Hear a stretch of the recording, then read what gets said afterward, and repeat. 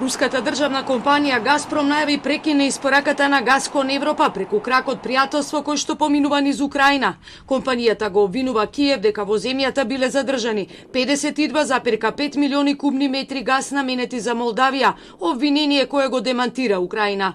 Во соопштението на Газпром се вели дека од понеделник 28 ноември ќе запре намалувањето на испораката на количината газ наменета за Европа. Газпром тврди дека во мерната страница Суджа, која се наоѓа на руско-украинската граница, е евидентирано поголема количина на газ од онаа која е регистрирана на границата меѓу Молдавија и Украина.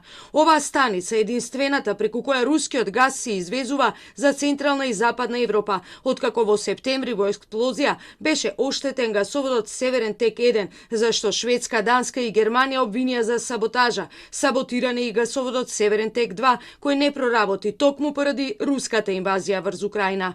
Од украинска страна вела дека ова не е прв пат Русија да го користи гасот како средство за политички притисок, дека станува збор за манипулација со факти со цел да се оправда ограничувањето на протокот на газ кон Европа. Властите во Молдавија, една од најсиромашните европски земји, побараа помош од Европската унија поради големото поскапување на енергенсите, што предизвика инфлација во земјата.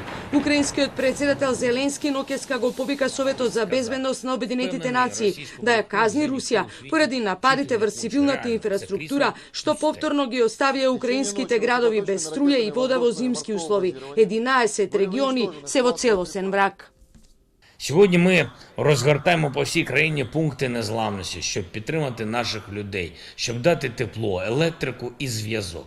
А Росія витрачає 67 ракет, щоб поцілити в саму основу життя будь-яких людей будь-де в Україні і провокує в Україні блекаут.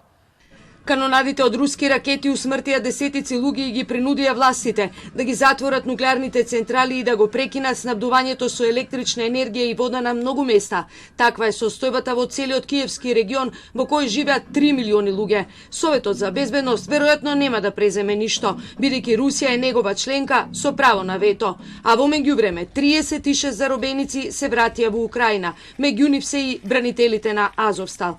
Британското министерство за одбрана соопштува дека русите испратиле елитни десантни сили во Донбас.